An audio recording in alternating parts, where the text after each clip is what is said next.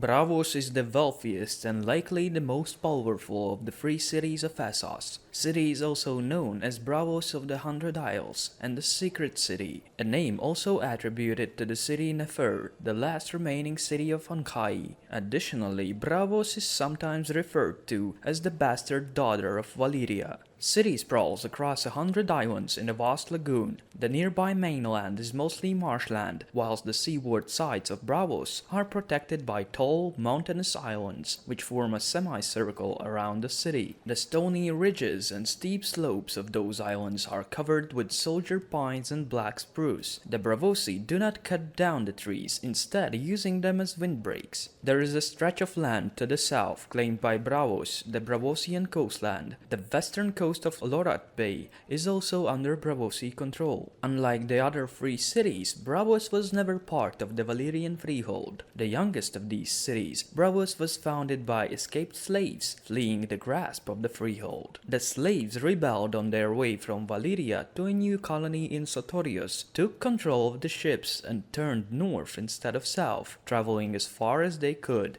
According to the histories of Braavos, it was a group of slave women from the lands of Jogosthai, the moon singers, who predicted where shelter could be found. Thus, the slaves traveled to the distant lagoon, hidden away from sight of the dragon lords by the wall of hills covered with pine trees and the fog covering the lagoon. The founders of Braavos risked their lives for freedom and swore a vow that no one in the city would ever be a slave, thrall, or bondsman. This vow became the first law of Braavos and is engraved on the arch spanning the long canal. The city's exact founding date is unknown, as the very existence of the city was a secret for a century. During the years when Braavos was of yet undiscovered, the city prospered. Much of the city's early wealth came from the brackish waters of the lagoon. These waters yielded oysters, eels, crabs, crawfish, clams, rays, and many sorts of fish. The Braavosi discovered the sea snails similar to those that could be found at Tirosh, and whose dyes had made the city famous. The snail yielded dark purple dye, which the Braavosi used to color the sails of the ships the founders had stolen from the Valyrians. Though city's ruler, Sea Lord Utero Zalin, had sent forth his ships to every corner of the world in order to proclaim the existence of Braavos during the uncloaking of Utero at the 111th festival celebrating the city's founding, the city's location remained hidden for another few centuries. Settlements were paid to the descendants of the former masters of the escaped slaves to compensate for the ships that had been stolen, though the Braavosi refused to pay for the value of the slaves. To enter the lagoon in which Braavos is located, one must pass beneath the Titan of Braavos, a stone fortress in the shape of a huge warrior. The Titan roars every dawn and every sunset, and appears to roar every hour as well as when a ship is approaching.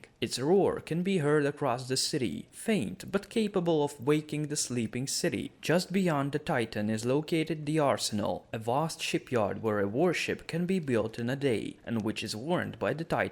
The legs and lower torso of the Titan are made of the same black granite that form the islands upon which it stands. They were originally a natural stone archway which was carved and shaped by 3 generations of sculptors and stonemasons. Above the waist, the Colossus is bronze, its body filled with holes and chambers, its bronze breastplate punctured with arrow slits. One hand rests on the top of a ridge, its bronze fingers wrapped around the stone. The other hand is thrust into the air, holding the hilt of a broken sword. The Titan's head, rising 400 feet above sea level, is crested with a bronze half-helm, and has green-dyed hempen rope for hair. In its eyes burn large beacon fires, lighting the way back inside the lagoon for returning ships. The Titan's hips are encased in an armored skirt of a green-bronze hue, the bottom covered in murder holes. Enemy ships can be steered onto the rocks by the watchman inside the Titan, and stones and pots of burning pitch can be dropped onto the decks of any that attempt to pass between the Titan's legs without leave. During the Century of Blood, following the doom of Valyria, Volantis attempted to take control of Valyria's daughters. The Volantines managed to take control over Mir and Lys, but when they attempted to take Tirosh, they met with resistance. In the rebellion against Volantis, the Sea Lord of Braavos sent 100 warships to the aid of Lys. Over the past 2 centuries, Braavos has fought 6 wars against Pantos concerning the practice of slavery and the lands located in between the 2 cities. 4 of these wars were won by Braavos. The last war ended in year 209 after conquest, after Nevionaratis, Prince of Pentos, convinced the magisters of Pentos to sue for peace after winning a rare victory. In the peace accords, Pentos was forced by Braavos to make several concessions, including the termination of slavery in Pentos and their withdrawal from the slave trade.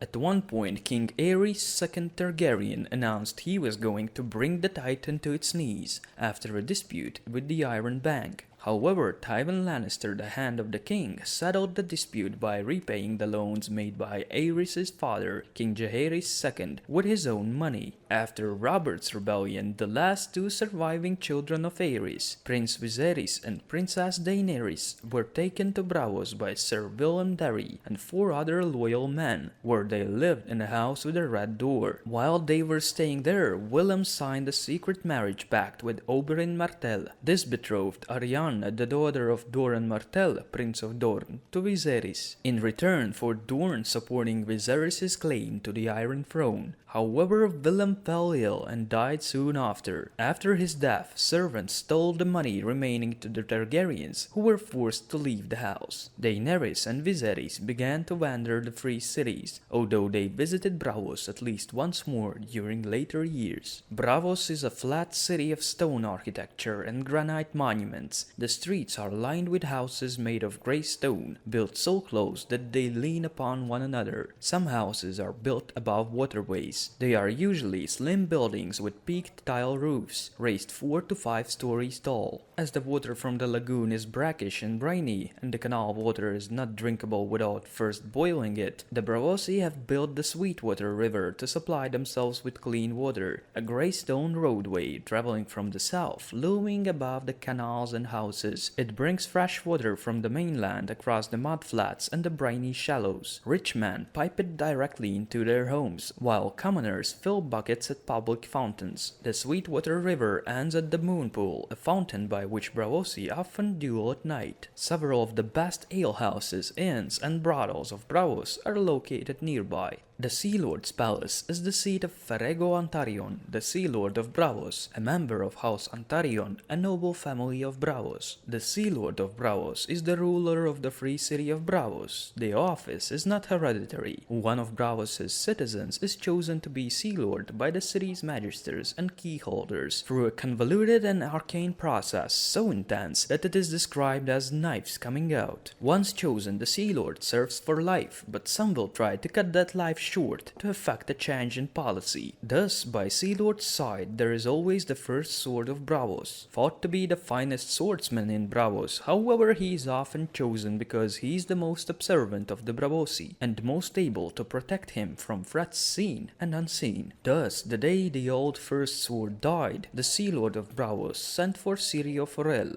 Syrio, upon entering the Sea Lord's presence, was asked what was special about the cat seated on the Sea Lord's lap, claimed to be from a far-off land. Syrio answered him truthfully, telling him that he has seen tomcats like him 1,000 times in the alleys of Braavos, because he saw the reality of what the cat was, common, not special, and male, not female. He was named First Sword. Statues commemorating past Sea Lords and their achievements line the canals of Braavos. The Iron Bank of Braavos is the main bank of Braavos. It is one of the wealthiest banks in the known world and often lends money to outsiders. The bank is famous for its discretion and secrecy. A common saying among the Braavosi is, "The Iron Bank will have its due." The Iron Bank was founded by 16 men and 7 women who hid valuables in an abandoned iron mine shortly after the foundation of Braavos. As the iron mine's chambers filled with treasures, a bank was formed to utilize the wealth. Each of the 20 free fugitives had a key to these great subterranean vaults, and their descendants, now numbering at least 1,000, are known as key holders, who proudly display ceremonial keys on formal occasions. Other powerful Braavosi own shares in the bank, sit on its secret councils, and have a voice in selecting the man who lead it. Though all the free cities have their own banks, the Iron Bank is richer and more powerful than the others combined, and has a fearsome reputation when collecting debts. When princes or kings default on their debts or are foolish enough not to honor their agreements with the Iron Bank,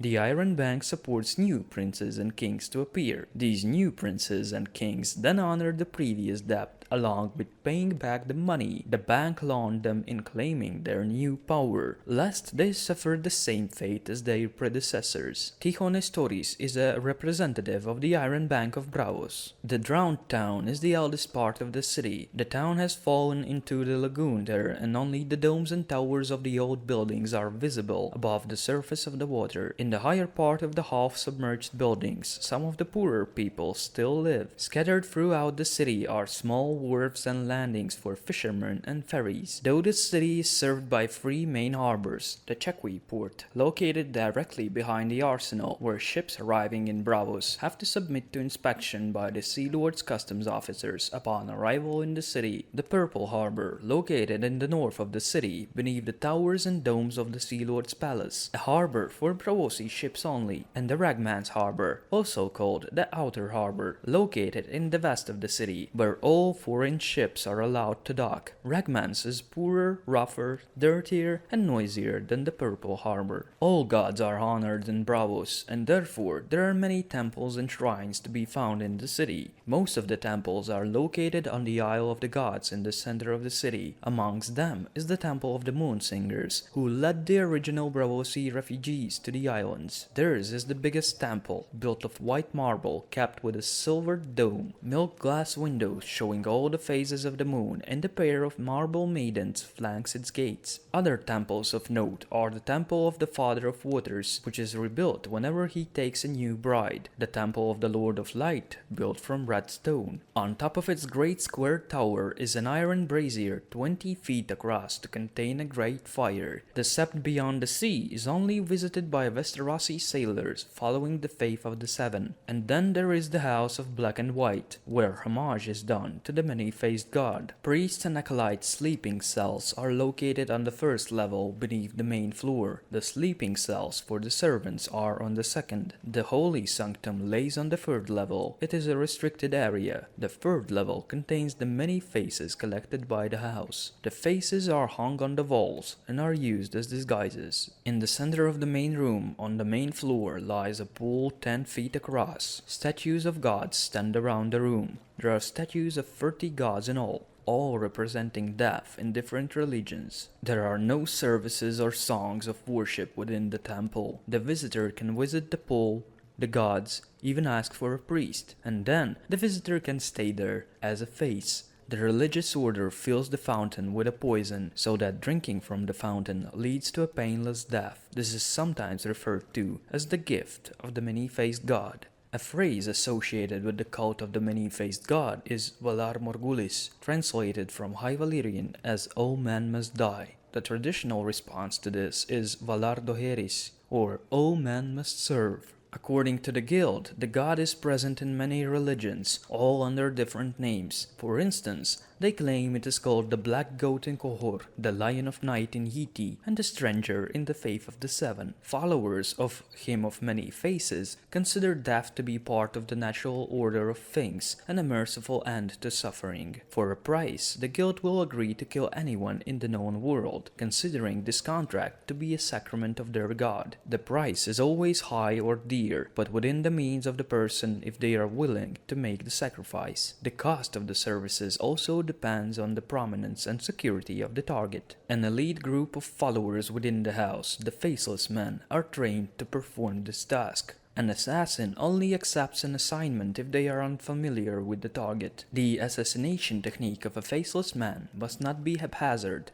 killing only the intended target. Their fees for a precise killing, in many cases looking like an accident rather than an outright murder. The society originated in the volcanic slave mines of Valyria prior to the founding of Braavos and the doom of Valyria. The tale of its beginnings centers around a figure of unknown origins who was the first Faceless Man. This man heard the prayers of the slaves to their various gods and came to conclude that they all prayed to the same god with 100 different faces, the many-faced god, and that he was that god's instrument. This led for him giving the first gift to the most desperate slave. The first Faceless Man later brought the gift to the masters as well. There are many shrines of different gods throughout the Braavos, but they are of too little influence. By and large, Braavosi are a kind people, great lovers of song. Wealthy Braavosi dress in charcoal gray, purple, blues so dark that are almost black, and blacks as dark as moonlight. Sword-wielding Braavosi, in contrast, dress in flamboyant colors. The profession of courtesan exists in Essos. A courtesan is not referred to as a whore, although they are most likely trained in the arts of love and may also offer sexual services. Braavos is renowned worldwide for its courtesans. Every courtesan has her own barge and servants to work them. Songs are sung about them, and they are showered with gifts from goldsmiths and craftsmen back for their custom. In Braavos, visibly wearing a sword at night means that you can be challenged to a fight. But the Braavosi do not bother anyone who does not wear a sword. The anniversary of the uncloaking is celebrated annually. The masked feasts last for 10 days and culminate in the midnight of the 10th day, when the Titan roars and all of the celebrants remove their masks at the same time.